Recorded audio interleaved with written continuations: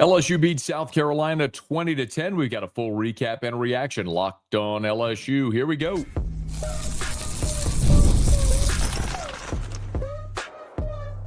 You are Locked On LSU, your daily podcast on the LSU Tigers. Part of the Locked On Podcast Network, your team every day. Okay, let's get it. It is Locked On LSU, your team every day. I'm your host, Matt Moscona. Thanks so much for making this your first listen. We're free, available wherever you get great podcasts. Of course, on YouTube as well. So please subscribe. As always, one of the fastest ways to help us grow is by leaving your comments below. So thank you sincerely for that. LSU beats South Carolina 20-10. The Tigers move to 5-1 on the season. So impossible as it may seem, we have reached the midway point of this LSU football season, the regular season. And at this point now, it is safe to say we have certain things that we can declaratively announce about this team. When you played 6 games, there's a large enough sample size to know what you are not, what you can be, what maybe you can't be. And that's what a lot of this episode is going to be dedicated to. I want to recap the game, certainly itself, a game where LSU improved in a lot of areas, but still failed to put away an inferior team in a manner in which a good team would have.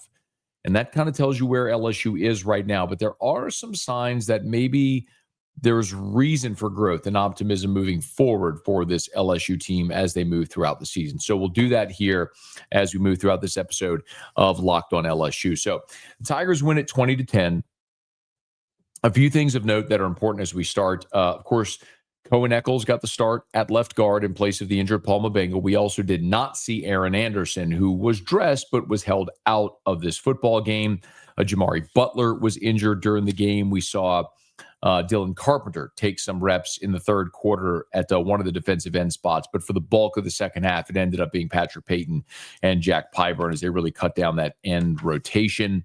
And it was a game that was largely and unfortunately defined by turnovers, missed opportunities. LSU, up until this point of the season, has actually been quite good in the red zone. But in this game, the Tigers consistently found themselves on the short end in the red zone. They converted 3 of 5 possessions in the red zone. And the 2 they missed were on account of turnovers. A fumble at the goal line, an interception at the goal line, and then in a first and goal from the 1 situation, the Tigers end up kicking a field goal. It is safe to assume that if you convert your red zone opportunities, LSU left 14 points on the board. I mean, you had first and goal from the 1 and settled for a field goal. You had another possession where you fumbled at the 1 into the end zone. So, and then an interception at the goal line. So, and that was at the interception at the goal line was. Forgive me, I'm looking at my play chart. I'm trying to see exactly where they were on the field where when Nuss threw that interception. It was from the 9-yard line. So it was 2nd and 8 from the 9. I don't think you can assume a touchdown there, but you could certainly assume a field goal. So you left 17 points out there, 14 to 17 points out on the field. So a 20-10 game could have easily been 34, 37-10.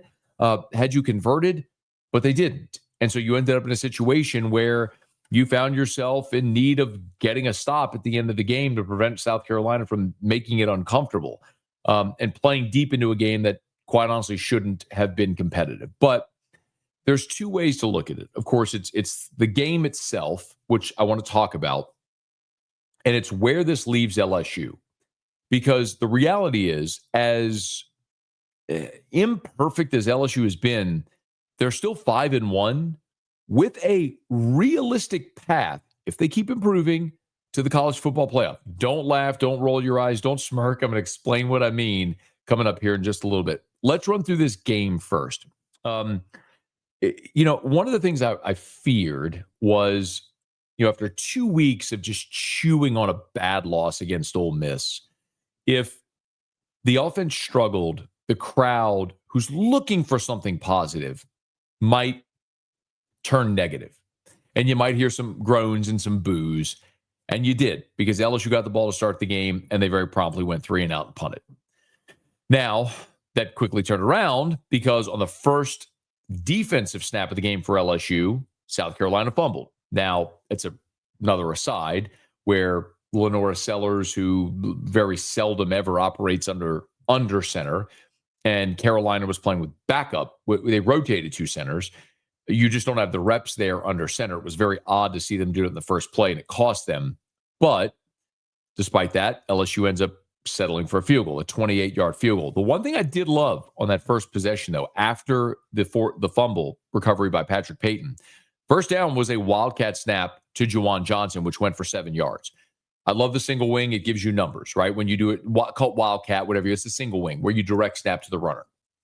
Because the quarterback, once he hands off the ball, is eliminated from the play for all intents and purposes. The single wing gives you numbers. So for a team that struggled to run, I loved that they went with Juwan Johnson. It paid off. They got 7 yards on that down. Now, they weren't able to score in that situation. They settled for a field goal. But the Tigers had some opportunities here.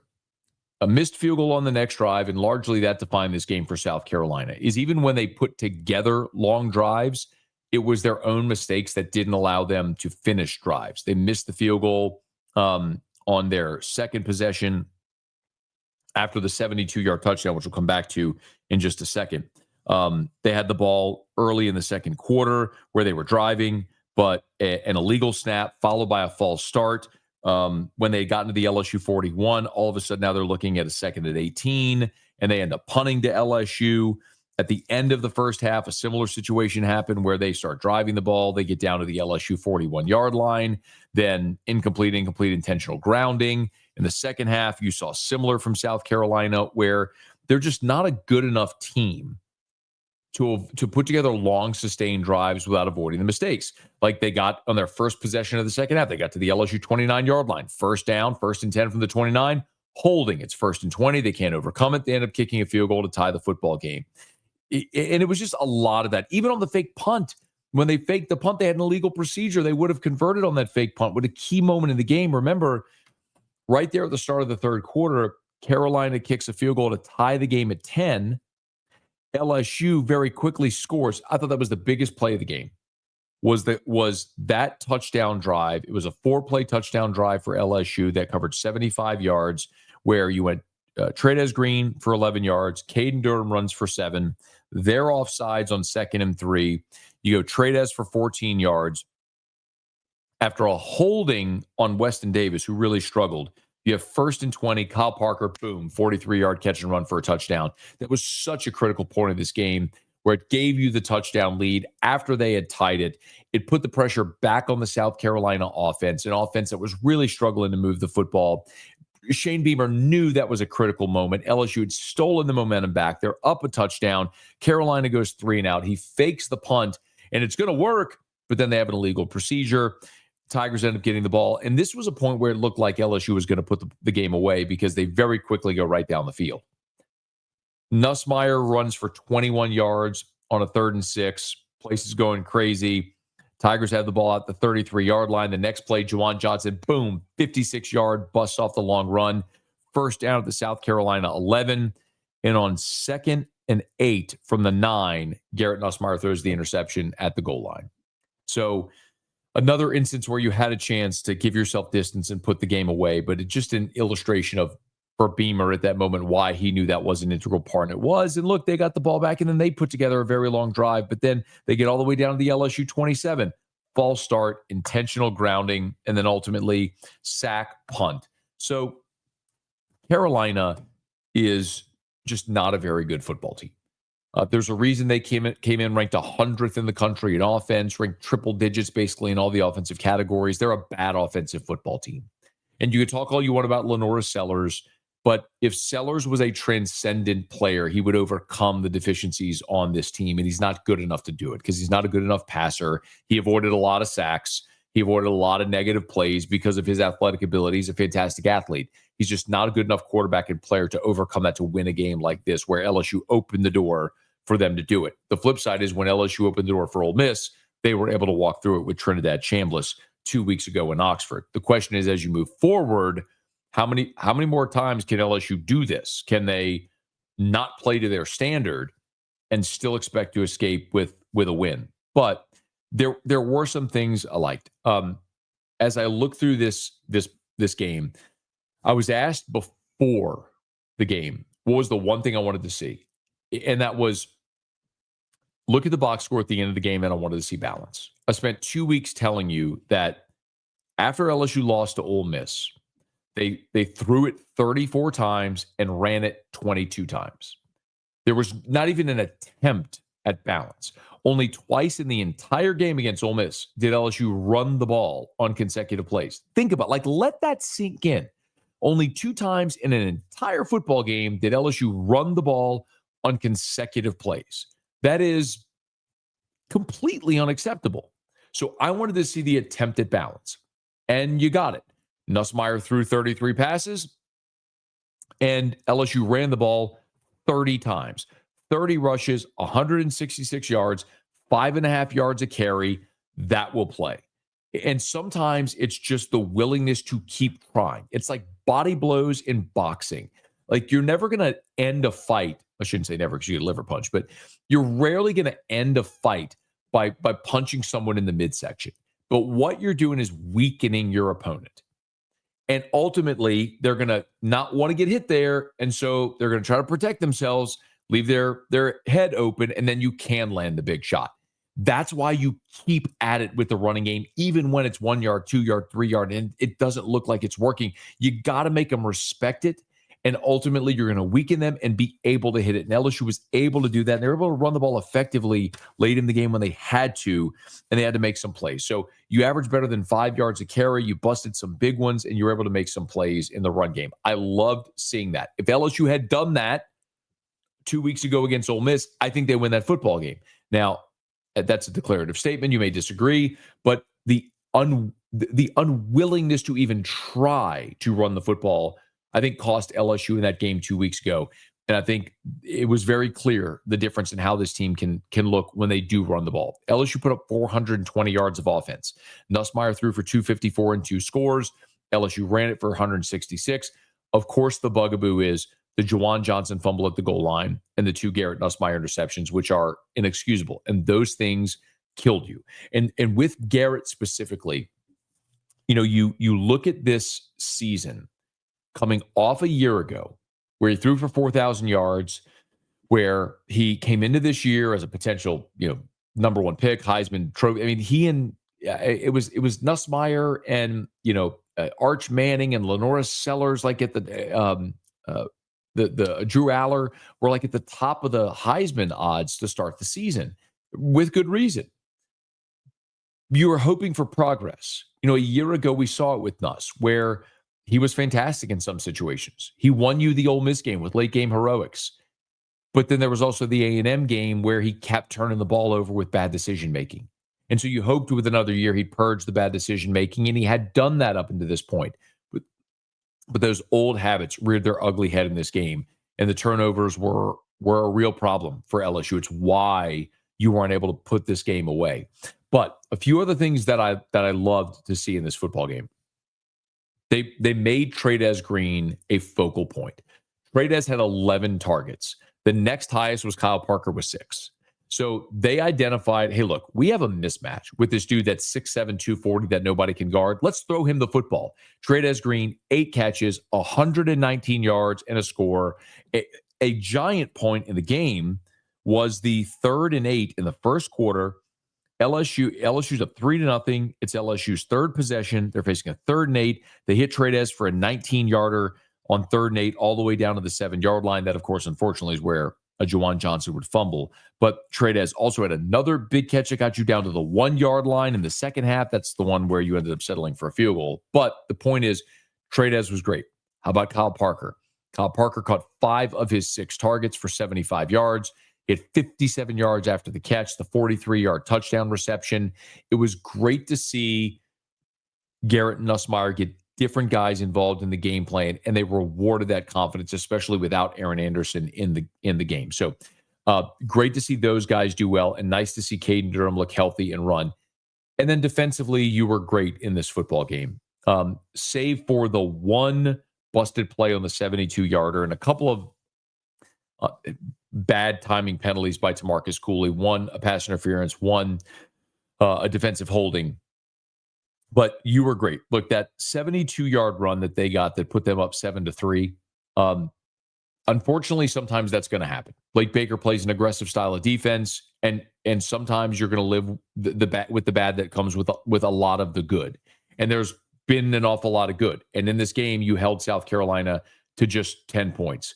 A 72-yard run where, unfortunately, TaMarcus Cooley had a shot at the tackle and went high instead of low and couldn't make it. But if he goes low, you make that tackle, and maybe they don't score there because they didn't score the rest of the night. But all things considered, I thought your defense in this football game was absolutely outstanding. You sacked Lenore Sellers 5 times. You had 6 TFLs, an interception. You had 4 PBUs. You had 5 different quarterback hurries. There were times where Sellers, because he's an outstanding athlete, was able to evade pressure and force missed sacks. It felt like Jack Piper in the entire game was hunting Lenore Sellers and just couldn't quite get him on the ground. And that's a challenge, right? I mean, Sellers is 6'3", 240. He's basically Jack Pyburn's size. And when you're trying to tackle someone that's your size, that's a great athlete, it's going to be harder to do than a typical quarterback. That's why Lenore Sellers is a dangerous player. But by and large, LSU was able to bottle up Lenore Sellers, and I love to see that. In this game, Sellers throwing just 15 of 27 for 124. No touchdowns and a pick, and completed 56% of his passes. And then rushing the football, Sellers, 22 attempts for 19 yards. Let me say that again. Lenore Sellers ran 22 times for 19 yards. His long was 12. He just didn't hurt you in this football game. So that's one of the reasons to be very optimistic about LSU moving forward, is this defense continues to show they will keep you in and give you an opportunity to win any game you play. Listen, you allowed them to convert a 3rd and 8. Juwan Johnson fumbled at the 1. You had unsportsmanlike conduct by Bauer Sharp after a touchdown. I mentioned the PI and the holding by TaMarcus Cooley. You had Nussmeier's interceptions. Chris Hilton, late in the first half, had a drop on a deep ball that would have put you down inside the 15-yard line, and that was a drive that ultimately ended with the interception from Garrett Nussmeier. There was some not great.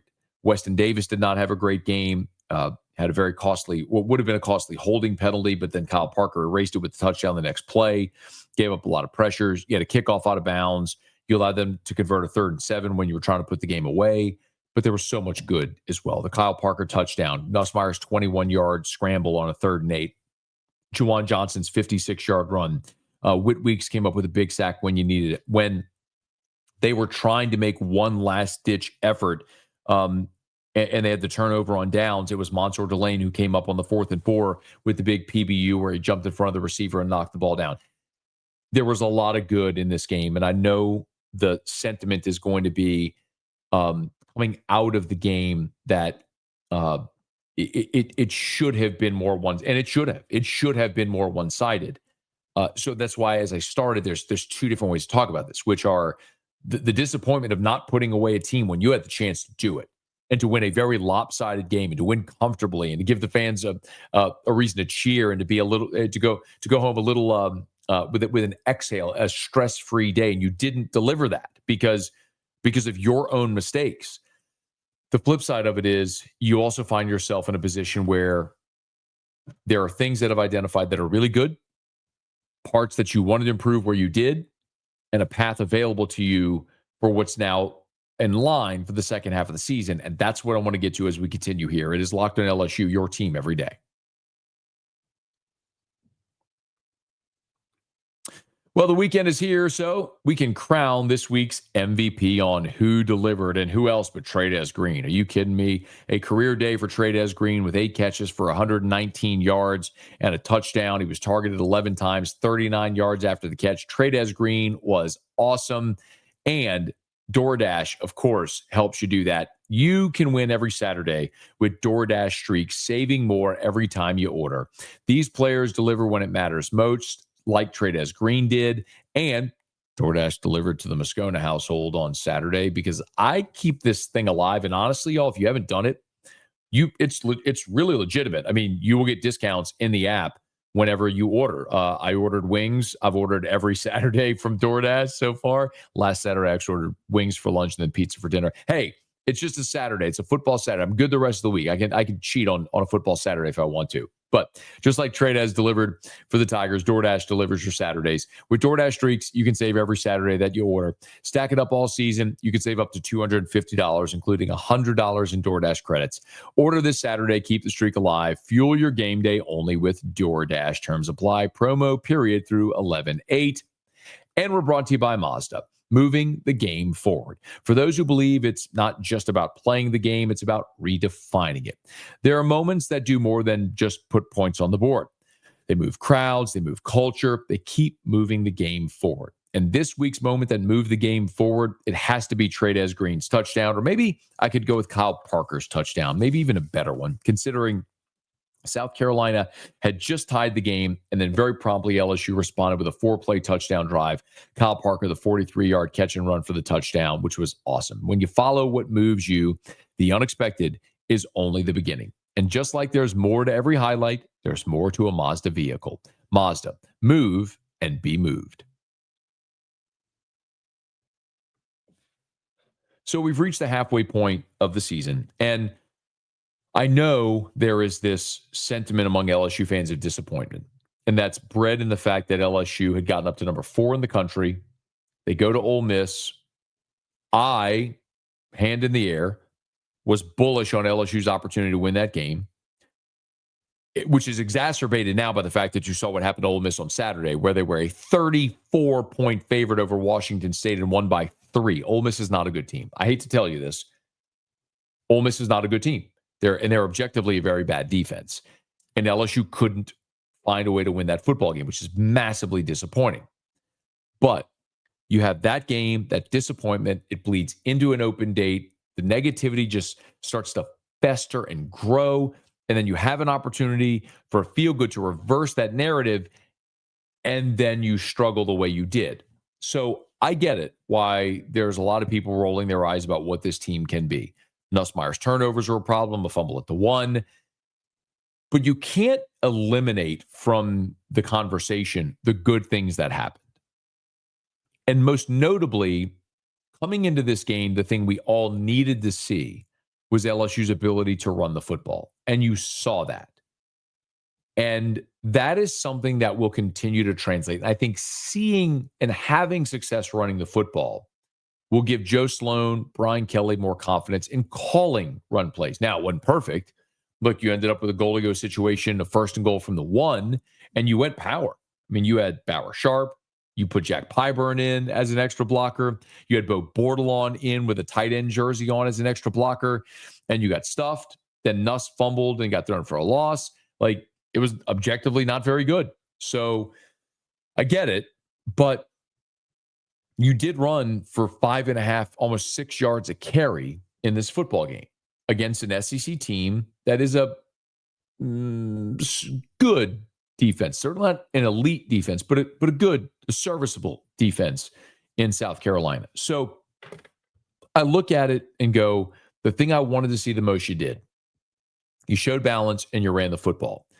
We know LSU's defense is outstanding, and they were again.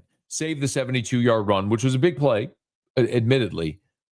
The defense was outstanding. South Carolina managed 1 field goal, which was the opening drive of the second half, aside from the 72-yard touchdown run on the busted play. So your defense is fantastic. Special teams continues to be great. Damian Ramos was perfect on this day.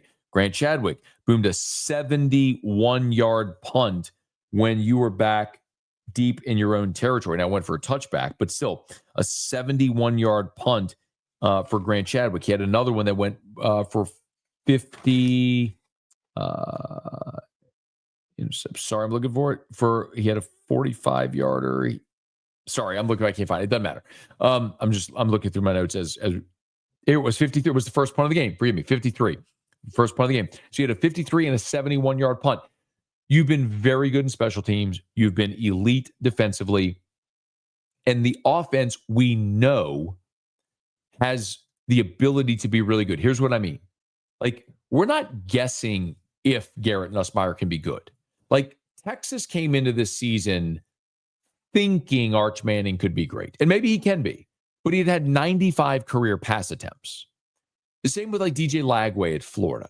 You have enough of a sample size. With Nuss, we don't need to guess. He's a 4,000-yard passer. He's done it in the SEC. He's been great. And we know what Aaron Anderson and Xavier Thomas and Barry and Brown and Nick Anderson and Trey'Dez Green and Caden Durham and all these guys are. The question was the offensive line. It continues to be the biggest question that you have right now. But the point is, you showed some progress, at least in the phase of running the running game on Saturday. So now you look ahead and you say, okay, if we came into this season thinking LSU had the potential to be a playoff team, what is the path forward? And the path actually makes some sense. Follow me. You're at 5-1. And we can have the conversation about what the 5-1 looks like. How good really is the win against Clemson? At Florida, the win looked better when they beat Texas, but then they went and lost to Texas A&M. Whatever. Ole Miss losing there looks worse because they played a close game against Washington State. It doesn't matter. Bottom line is you're 5-1. You're at the halfway point of the season. You're 5-1. Now, the question is, can you replicate that in the second half? Can you go 5-1 in the second half? Now, I know some of you are thinking this team's going to go 7-5, which I think is silly. You're being a reactive fan. There's plenty of talent. Your defense is great. And one thing that I know to be objectively true is that every team in every sport in the history of mankind, when the season ends, you can look back and say they played their best game and their worst game. That's objectively true. Now, there's varying degrees of that, depending on the sport and the team. But LSU at some point this year will play its best game, and I don't think they have yet. What if that's in 2 weeks against Texas A&M? What if that's when they go to Tuscaloosa? Maybe we don't know. But the point is, teams are allowed to improve. I always reference Brian Kelly's first team at LSU. The first game he ever coached was hideous against Florida State. They got blown out at home by Tennessee in September. They also beat an undefeated top 10 Ole Miss team. They beat Alabama, won the West, went to Atlanta. Teams improve. You are allowed to improve as the season goes along, and this one certainly can do that. The question is, how high is the ceiling? And I don't have that answer.